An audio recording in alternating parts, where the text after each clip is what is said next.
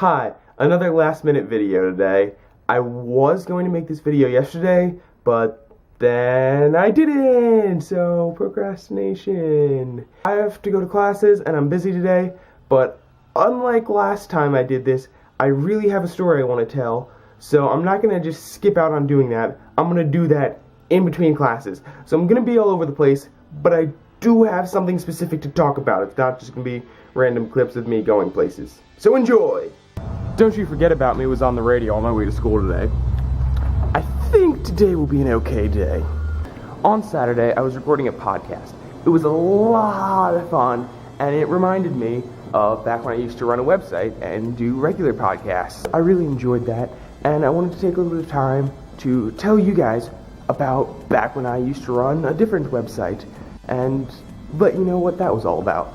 This whole story starts 4 years ago, the magical time known as 2010. It was a magical time, a lot of stuff happened. Along with me being obsessed with a webcomic called 2P Starts. Now this was like the greatest webcomic ever. The guys who ran it were super cool. They ran probably the best podcast ever. The comic was amazing. I was a little bit obsessed. So I did what any rational obsessed person would do. I wrote 100 reasons why I was their #1 fan. And then they gave me a free t-shirt because of it. That was pretty cool. So a lot of stuff happened. I was in one of their comics because I'm just that awesome.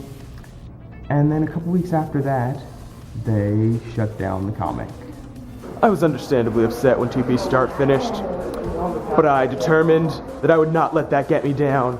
I assembled a group of the most passionate fans to start a new comic called 2P Restarts. Basically, I formed the Avengers of webcomics. There was myself, the organizer, the Nick Fury of the group, if you will. Then we had Miles. He was our powerhouse artist. He just came through consistently. He was like our Hulk of the group, you know? When you needed him, he just went through all of it. Mark II was our other artist. He had a lot of his own stuff going on, but he was always ready to come in when we needed him. He was like the Iron Man of the group. James took care of the technical side of stuff. He made sure the site ran smoothly. Anytime there was an issue, James was on top of it. He was like the Hawkeye. You know, just right in, knows what he's doing, takes care of stuff. Then we have our Captain America, our symbol. The guy who was just there. That, you know, the rest of us were just kind of running around, and, you know, he was just focused and had a mission, and he did it. That was Will, our writer. He was just fantastic.